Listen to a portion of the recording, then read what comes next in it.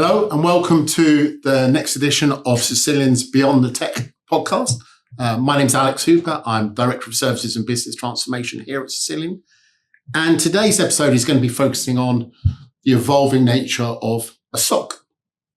I think we certainly see from our clients that the security environments are giving them a lot more tools and alerts and complexity, yet a lot of the teams are still struggling to turn this into actionable risk reduction. So I'm joined by two guests, Rob Quickenden, who is CTO at Cisilion, and Guy Golan, who is co-founder and CEO of our security partner, Performanta. And we're going to look at how the SOC is evolving, how AI and automation are potentially impacting the evolution of a SOC. There are some industry pundits who think AI will replace the need for a SOC. I'm sure Guy has some interesting comments on that, and really delve into how a SOC should be operating in today's modern environments, how we're using that information to reduce that risk, but with actionable results and outcomes. And explore how a security specialist like Performanta can work very closely with a network transformation and managed service partner such as Cisilion. So maybe let's keep it simple in the first question, and maybe to both of you is, what's the biggest change you've seen in the security industry over the last couple of years? I'm going to jump in and answer first. So I need you to answer the actual question that I'm going to ask you, which is, and I think this is very topical for us because what we've seen over the last couple of weeks is a huge amount of noise, Alex, as you mentioned, around, where AI is going or where AI in security operations is going, right? And without naming a whole bunch of products and vendors, it's created lots of turbulence in the industry. We've seen share prices, become like roller coasters recently. And we've had customers say to us, look, think about our security proposition, particularly around what they're doing around AI advancements in the organizations, is actually, do we not need to worry anymore? We're going to have the tools that we use today delivering this, wire speed AI protection, and everything's going to be great. We don't need a security MSP. We don't need a SOC. And of course, that's not true, right? Far from it. It's quite interesting because it reminds me of the days that the firewall was invented. Oh, no, nothing is going to penetrate the environment. And then it was the next generation antivirus, the EDR, that was invented. Yeah. Remember those days? So a SOC is a very old definition based on that SIEM concept that is still in place. And is there nervousness? Absolutely yes. Is the AI market booming? Definitely. But for what purpose? That's the big question that probably we need to try and answer. I've seen the SOC evolving in Performanta from 2013. We are now 13 years into a concept of a SOC. And the idea was in day one is one screen, one person, one client. And the whole idea was let's try and do something that is more meaningful than showing. Remember those days that you had like abundance of screens in that big place called a SOC, and try and impress those people and do the dog and pony show around that. You've got to have lots of text running down the screen. Yeah, lots of stuff moving. You employ a graphic designer just to make it work. And those days are pretty much gone. I think it's more about where the market is, and the market is divided to many areas. There's those that are high maturity, those that are low maturity. All of us need some level of defense. And pretty much is about how attractive we are to the perpetrators. If we are not that attractive, well, why do we invest in cybersecurity that much? But if we are, then we have a challenge. And the definition of how much we are is pretty much in the sense of how accessible we are to the internet, how much we want to do something that is bespoke and try and reach out to clients that we never reached out before. That next gen SIEM is supposed to give us a much better answer to where we are today. AI is a great addition to what that SIEM is, but it does not replace what that SIEM is. Think about AI as especially in the agentic era, as a professor with 1,000 brains doing it. Still, what are the guardrails? How they need to operate? what is the most contextualized information that the client is dealing with? How do we ensure that whatever we do is relevant to the risk factor, the business risk, not the IT risk, to reduce that as part of our offering? So absolutely. Do I want to have a professor with 1,000 brains in my business? Yes. Do I want it to be a part of a team? Definitely. Do I want it to work on his own? No. And I think that's part of the challenge that we've got as well, isn't it? It's where we've got to defend against the new threats that are coming. So we think about having, I love the way you articulate that around having, a member of AI, fleets of AI agents on your team. I think that's really important. That's definitely the direction I think that we're seeing the world going in every aspect of work. But I think we've got, the counter side is that we've got these attacks becoming more and more sophisticated. Yeah. We've got really, really good social engineering attacks happening now that are far better than the really badly spelled ones. I had a couple yesterday that got through and they were blocked at point of click, but they got through and they look real and they make you stop and think. And when we think about the way and the modes in which we're accessing this content now on our phone, walking to work, those kind of things, where, with all the best will in the world, we are still the last resort. Right? We are the ones that click that thing that typically detonate that payload.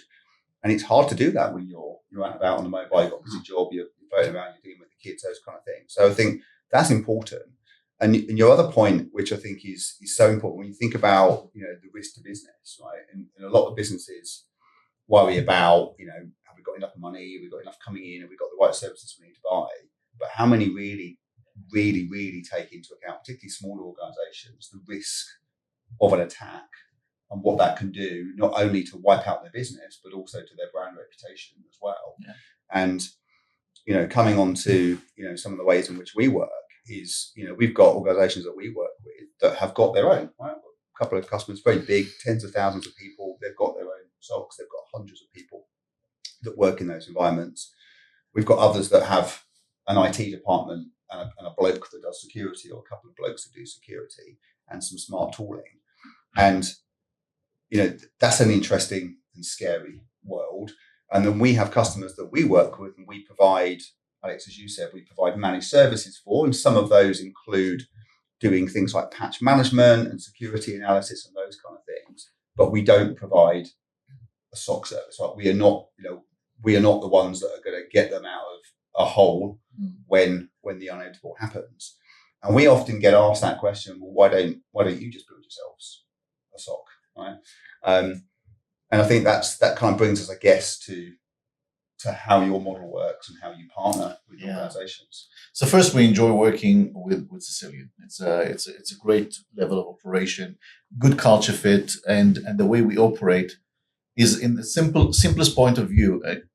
Our SOC is pretty much a white glove service at affordable prices. And the whole idea is that if we go and provide that white glove to an organization, we need to ensure that we're not only being reactive, but we try and reduce massively that risk that we are talking about. And there's some interesting proof points that we can measure quite quickly, is that our severity 1 and 2 in our SOC dropped by 98% across all our clients, just because we started focusing on severity 3 and 4. These are the ones that CISOs normally tell you don't touch because they don't have time for. We touch them because they are reducing the possibility of a crawling event that will become a massive incident in the future. And how do you measure that risk reduction?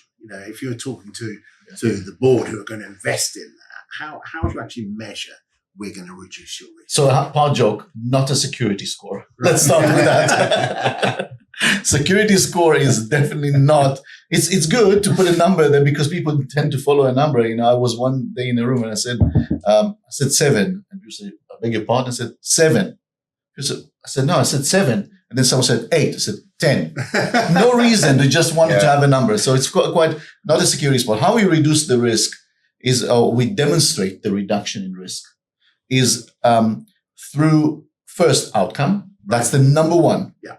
That do I see the organization suffering, hemorrhaging from breaches upon breaches upon breaches, or do I show a reduction in those severities? At the same time, do I align it up with the increase in resilience? That's where the relationship with Cisilion is playing a big role for us because we can proactively show some vulnerabilities that are happening and say, guys, if you deal with those machines and you need to go and approach those and have your process, which Cisilion is doing greatly with its clients, and go and get to the point that you say, I need to patch those machines. We know patching is a painful matter, but instead of doing 500 patches, we do only 7 or 20.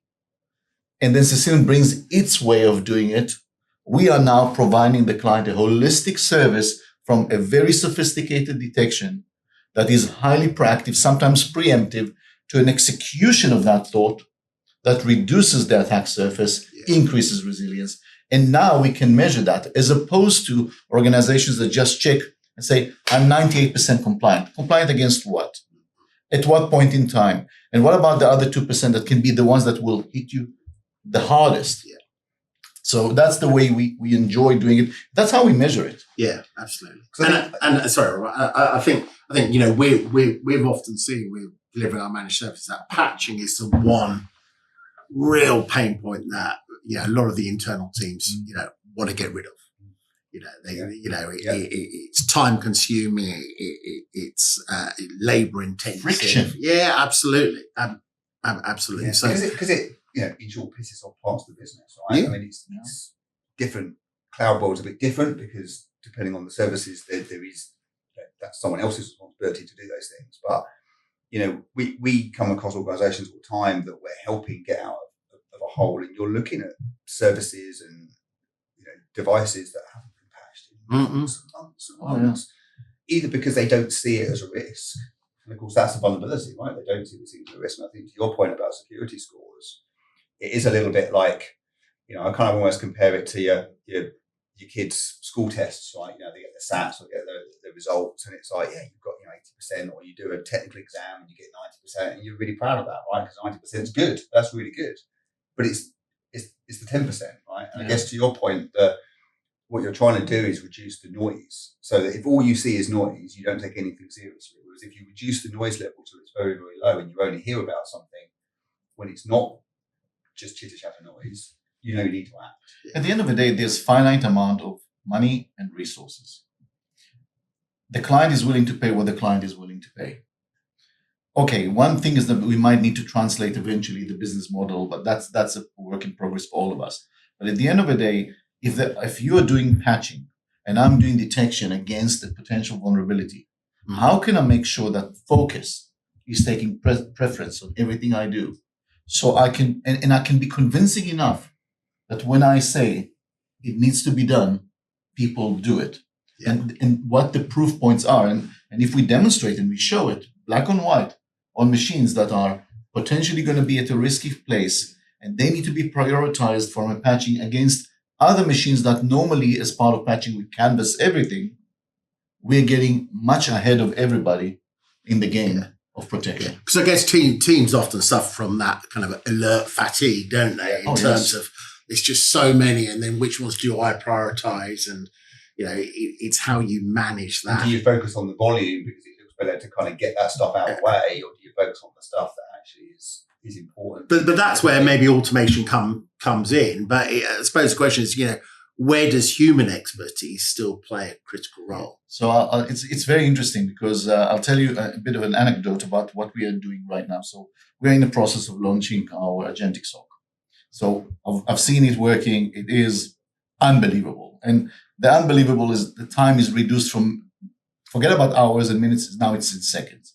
The detection, the consistency, it's brilliant. The ability to generate rules on the fly, on the go, within an hour as opposed to 6 days. Just remarkable what we've developed. The challenge is in part of the testing, we said, okay, if something, we want to have a man in the loop. I love that definition, a man in the loop.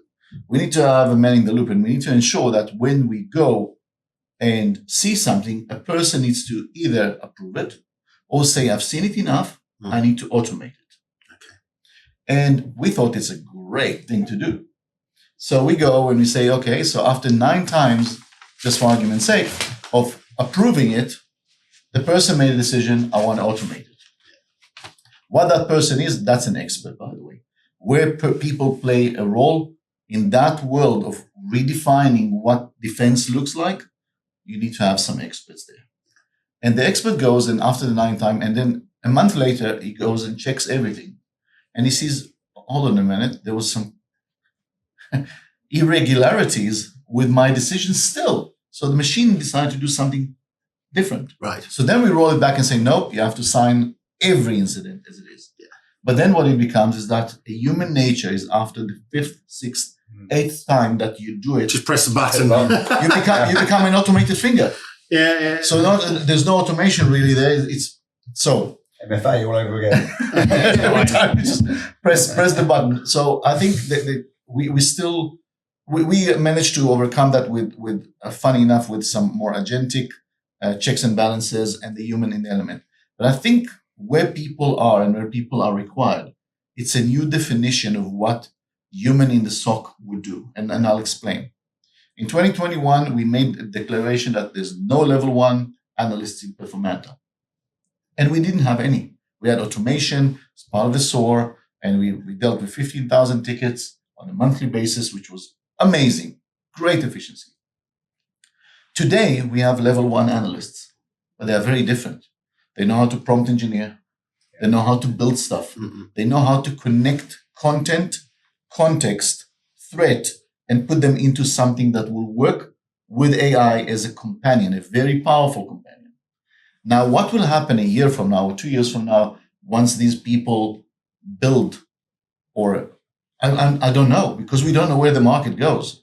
But all I know is that if you keep those level 1s as a determination that you don't exist or you don't need them anymore, I think it's a mistake, because new blood came. Some of them are existing blood that reinvented themselves to truly do some sophisticated things in that build called SOC.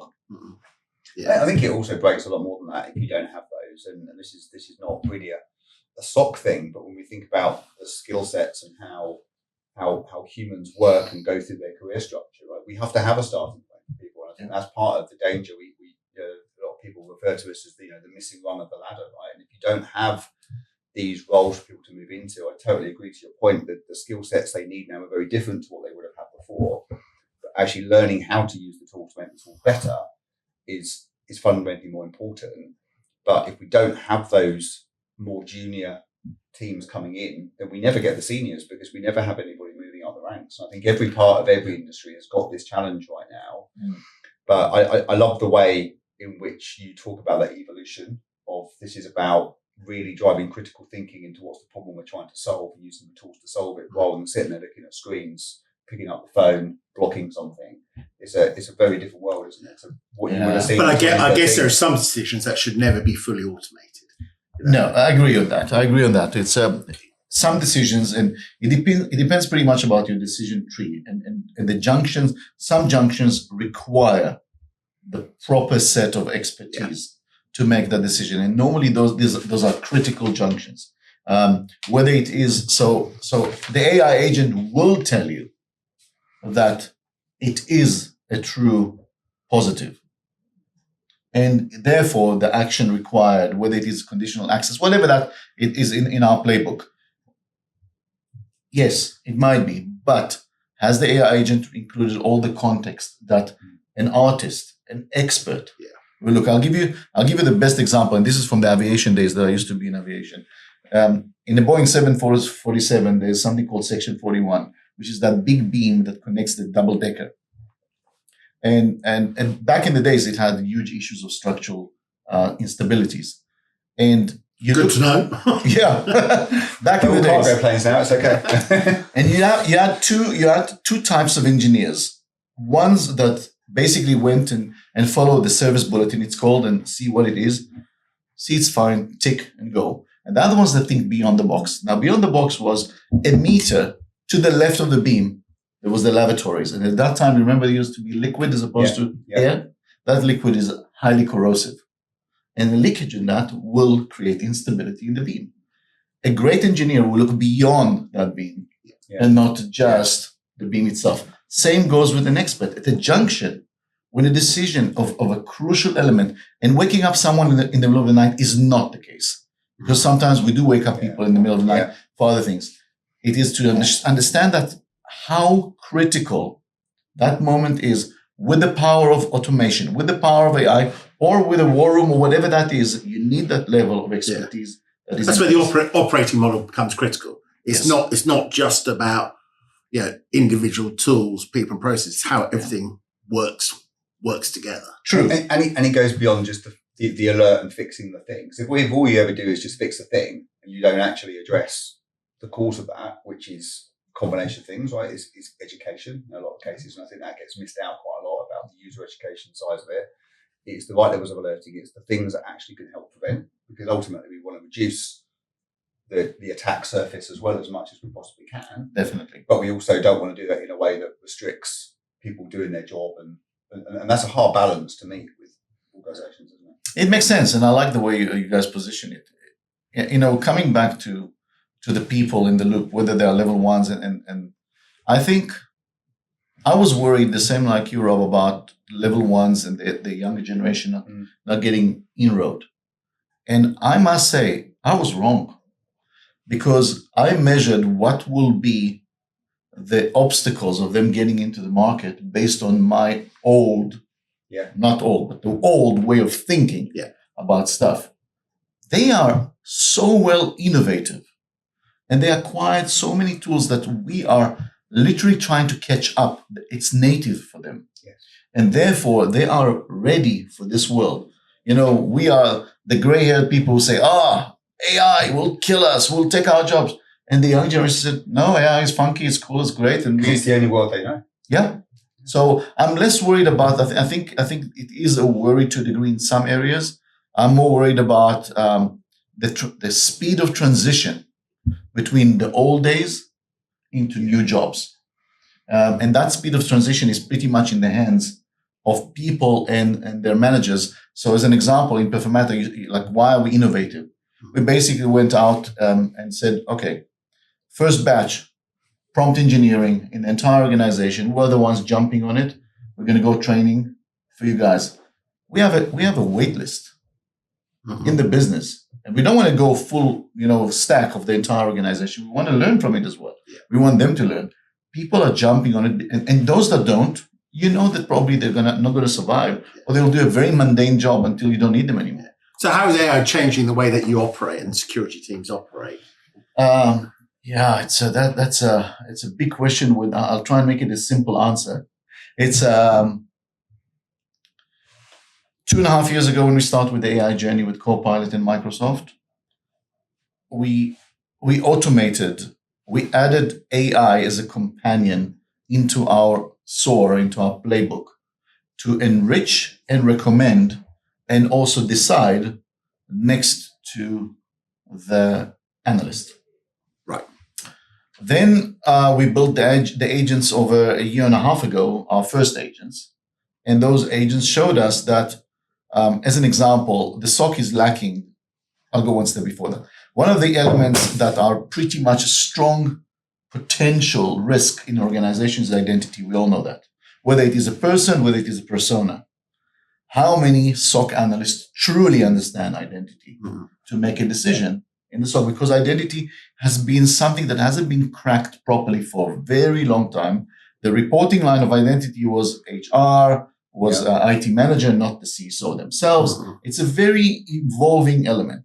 So we thought to ourselves, let's create an agent that is a level 1, level 2 identity analyst.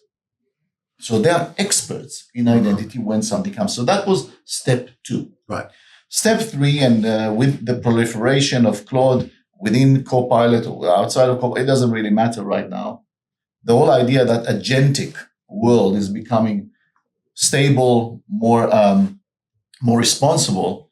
We managed to basically create a world where, as an example, our security or our SIEM engineers, that we have 6 of those, and they have a backlog for the next 9 months to create rules, are now doing it pretty much 6 hours, 7 hours, all done.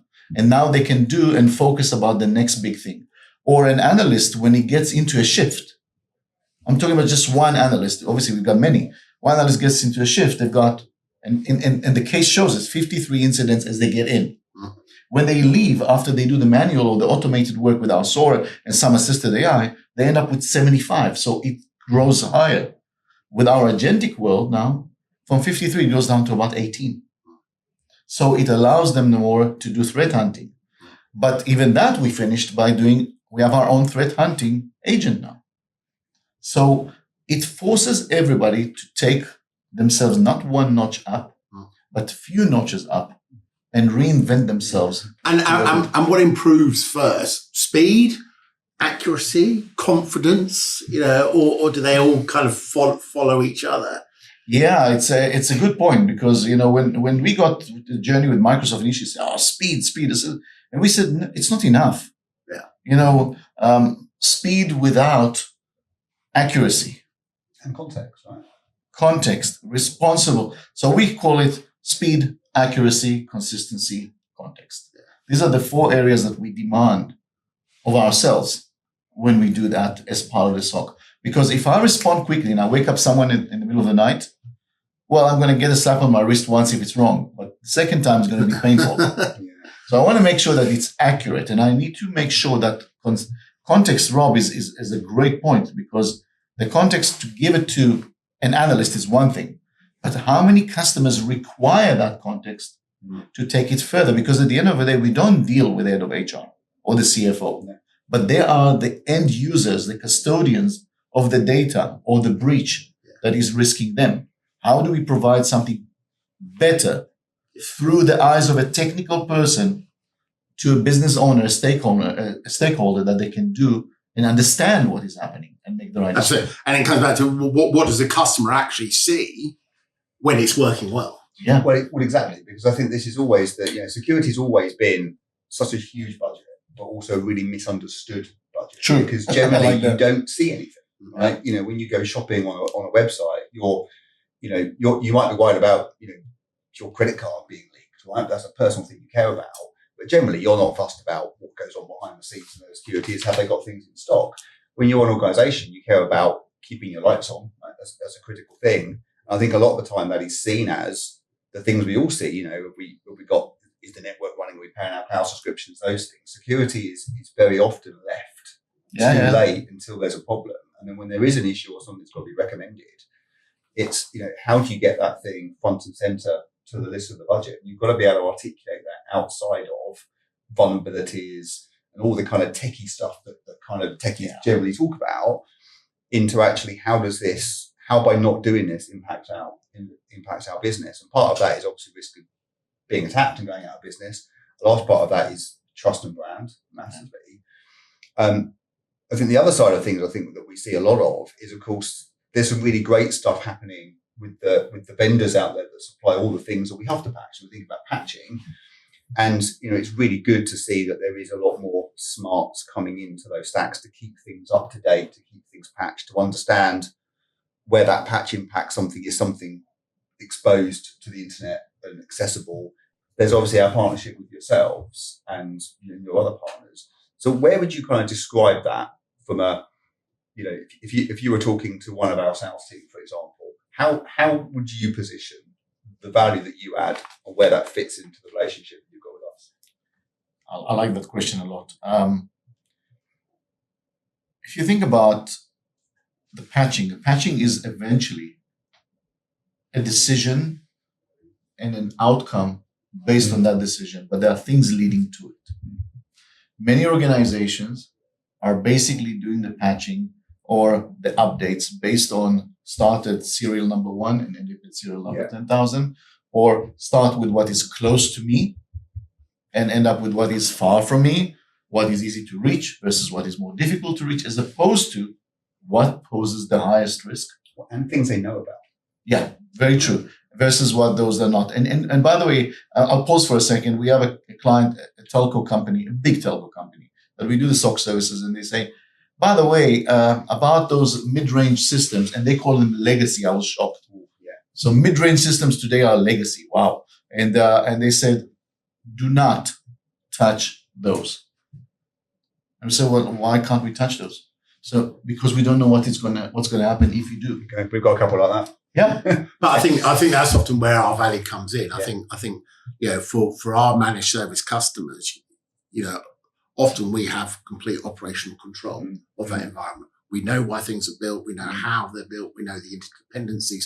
So when there's a recommendation that comes from you guys in terms of we've seen this vulnerability, we need to remediate. That's where the Cisilion value comes in from our skill set in actually knowing, the living, breathing environment of the customer and actually the impact of that patch. That is 100% correct. And where the relationship really becomes strong is when we go and understand that there's a requirement for patching. Sometimes a customer will say, don't touch. So we will do two things in this relationship. First, we will recommend about workarounds and say, by the way, from layers of defense, password never change. Don't do any reboot. Don't it. Great. These are the other layers of defense that we are recommending. At the same time, this is where we are heightening our monitoring while we are debating, deliberating. And what happens in the mindset of, by the way, head of cyber and head of infrastructure, call them CISO and CIO, is that when the CISO makes the decision about a patch is the CISO's decision. The decision about a reboot is the CIO's decision. It's a constant friction. But if you go and provide and say, I understand, you can't reboot those servers right now for the next 3 months. But I'm telling you first, do them in the next week or so. And we will monitor in the meantime, and there will be a loop until it's being done. Yeah. We will continue monitoring that to see if there's any suspicious activity there. That provides that level of assurance. And I think where the relationship is very strong is we provide the assurance while you do the hard work and make sure that it is being done. Yeah. And it's a continuous level of relationship between a SOC provider and MSSP provider to provide a client the safest environment that they can really get, as opposed to, hey, Cisilion, we are a SOC provider. We found that vulnerability.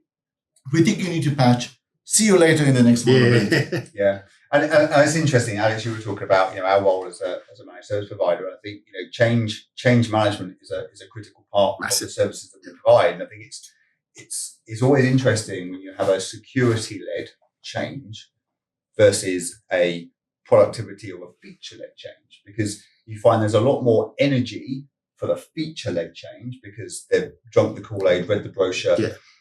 There's a tangible benefit. There's an immediate benefit that enables. Whereas back to that point around the security thing, if you patch something for the thousands of people consuming that service, they see nothing else, and there may be a risk to that service availability that's unnecessary. And I think that's really good point. Our value, I think, in retaining customer trust is so important. And I think the feedback we get from yourselves around actually where's that sitting criticality. I love the example that you gave around sometimes putting an extra bow around something and monitoring it more because it's vulnerable. Therefore, you look after it more. Yeah. And I think that's a really important segue into that. And by the way, that thought came to us. We have, for example, retail clients. We have universities. And during the festive season, they always say, heighten your level of monitoring. Mm. And I was very curious. I went back to the SOC guys and I said, guys, how do we heighten monitoring? Aren't we monitoring already?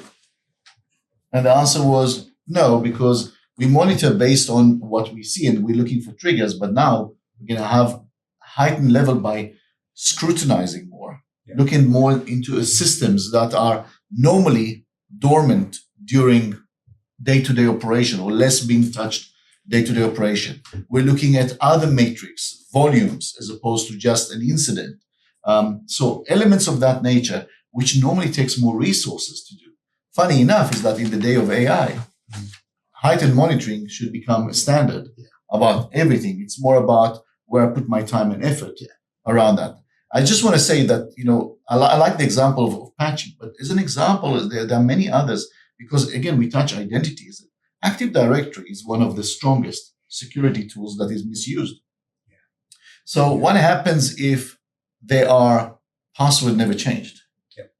And we found one, I think the record we've got is 25 years of password never changed. And when you think about password never changed in an organization, it's not because there's a new CISO coming and someone says, this is like 20 years old. And so go and change it. No, we can't touch that. So what? Well, I mean, I think more of the fact that we're, I think, finally going to start to see the death of the password. I mean, it's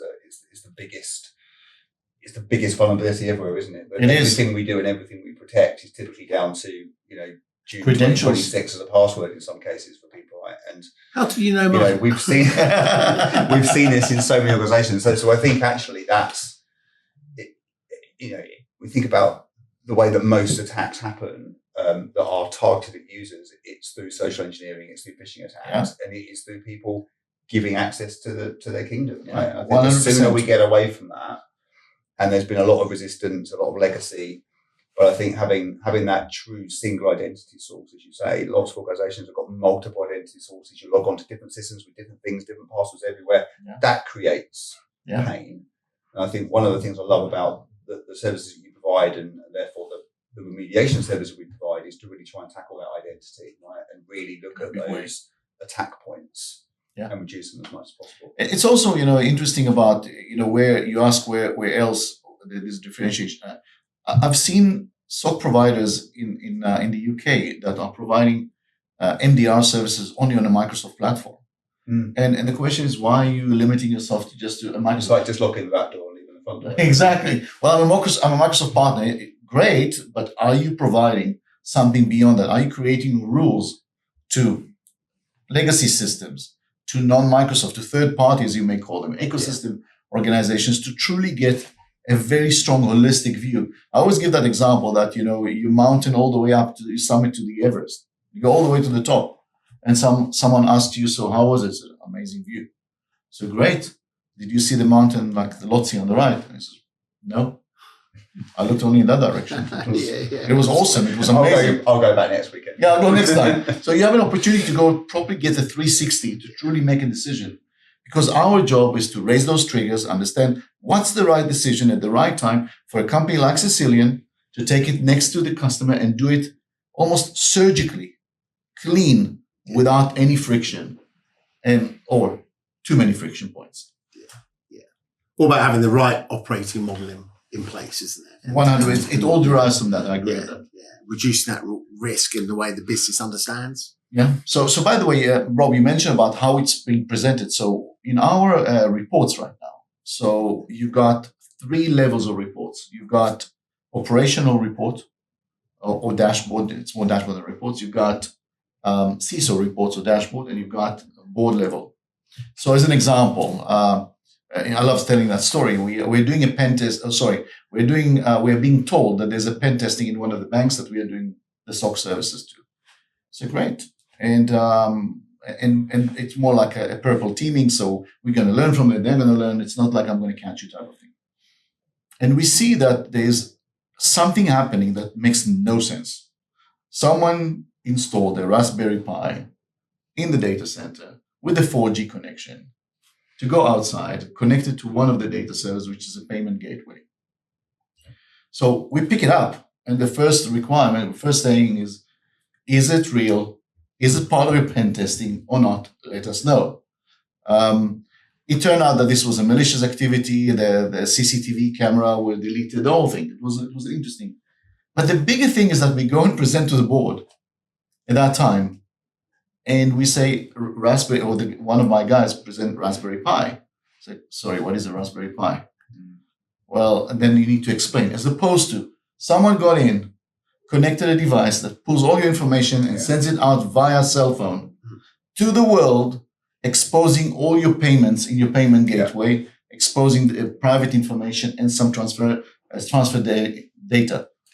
Oh, that's a different story. So now we take and we translate. It takes us a bit more time. AI, again, shortens it quite a lot, is to take any one of those technical situations, present them in board language.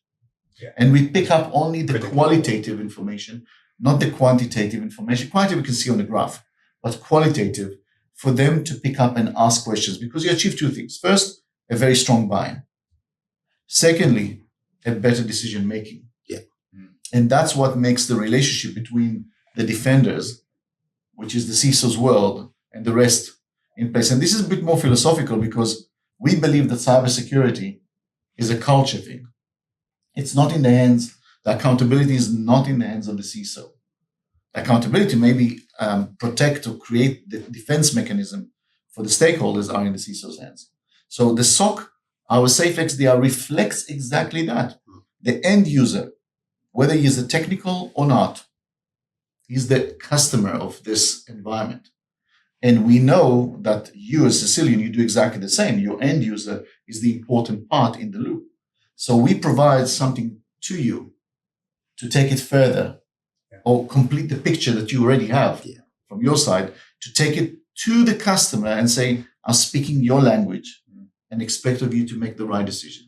Well, you're right. I mean, customers need to know, what's happened, why do I need to care about it, what do I need to do?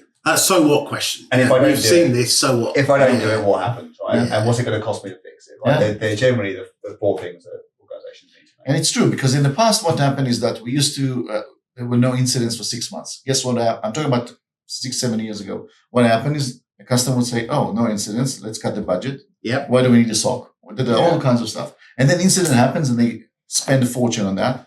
So it forces us to think, that's part of our evolution, is to think how during times that there's no incident, you can demonstrate value.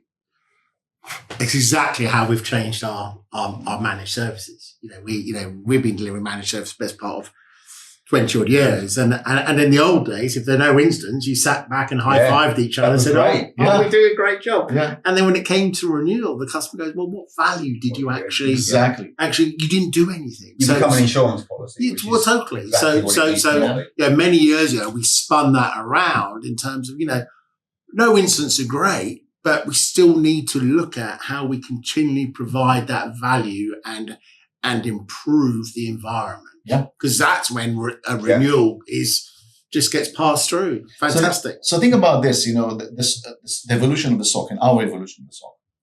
And if I refer that to medical services, in the past, we provided healthcare. You're sick, we go, we'll detect something is wrong, we'll go. Then we became into more proactive wellness, which is we have enough information, we have enough context to know that if you do ABC, you will prevent with high probability disease Y and Z. And that's the second one. Where we are today is we are aligning it as opposed to canvassing the market and saying that's applicable to everybody. Well, it's not true, because someone enjoys running 20 miles a week. Another one doesn't leave the couch. No one should enjoy running 20 miles. I'm with you on that. You need to make that in terms of outcome. What is my desires as a person? So I'm not anymore into like a canvassing wellness. I'm trying to understand that if Guy loves his weightlifts and Guy wants to work 4 times a week in the gym, but he enjoys a good meal, great. Let's encourage him on the education side, what to eat and what not. At the same time, if you want to eat, what you should do from a healthcare point of view, if you want to take supplements, or you want to exercise, that's where the SOC in our Safe XDR is at the moment. I'm not sure what the next step, but I think it's already groundbreaking from how we do it.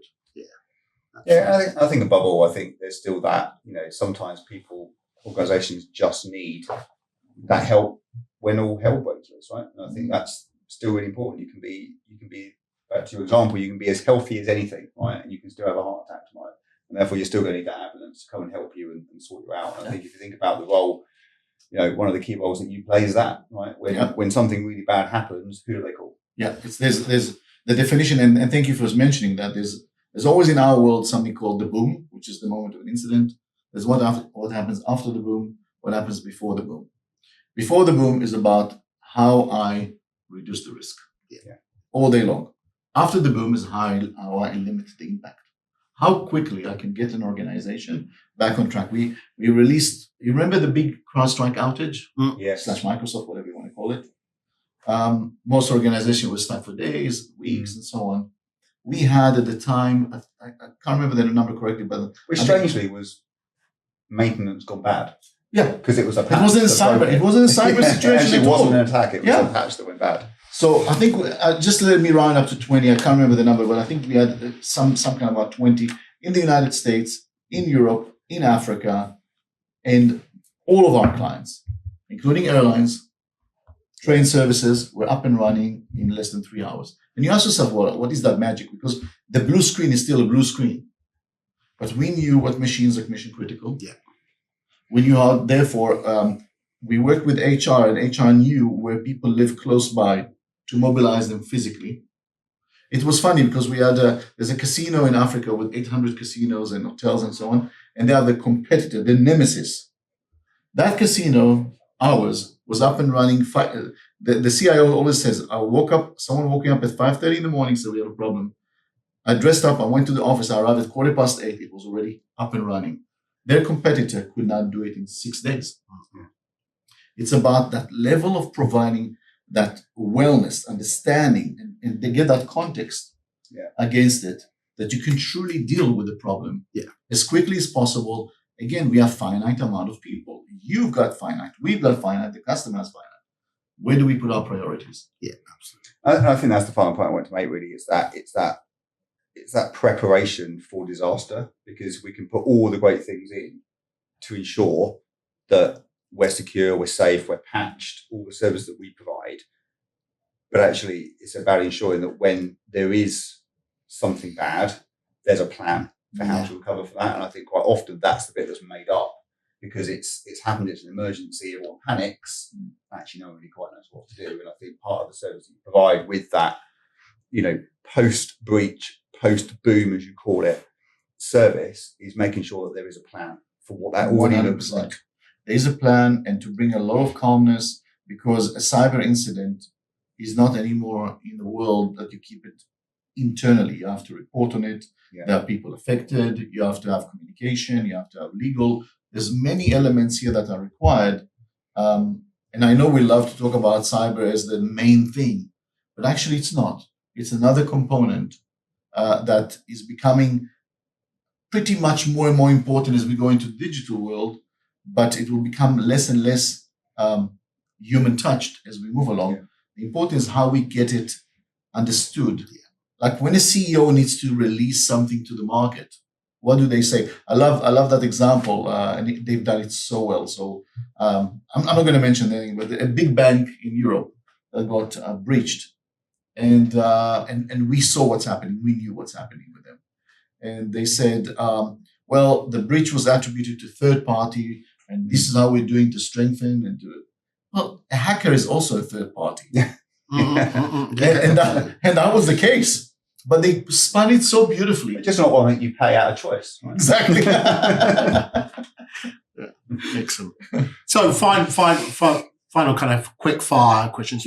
What's the one thing security leaders should stop doing? And what's the one thing they should maybe start doing? Hype, stop doing. Yeah. Back to basic, always basics, all the time. So we still live in the world that patches are important, that passwords and Active Directory are important, that join and move levers are important, that your data integrity is important, access to information is important. Go back, understand why those were created, and do them well. Not because you're defending against an auditor, it's because you're defending against a hacker. Think with a mindset. And I would definitely say that if you can bring someone with a very offensive mindset and employ them, as opposed to just get them, we do that, but I would prefer someone on the inside that has an offensive mindset. They will tell you, sarcastically or not, how good or bad your environment is and what is required, because they think in that way. The thinking of a defensive person or a defense person versus an offense person is very, very, very different. Stop following that hype. Think to yourself, know what the customer really wants and how you maintain relevance to the market, and do what you do. If you need to change. But if you do something right, why would you buy 1,000 licenses of Copilot for no reason? Just make sure you do it in something that makes sense, not because it's a hype. I think for me, Alex, it's simplifying as well. I think we see there's so many security products out there, so much hype about this is the best product. I think we need to have defense and depth, but I think more and more vendor tools work well with each other. So I think it's really follow the zero trust mindset. Don't forget user education.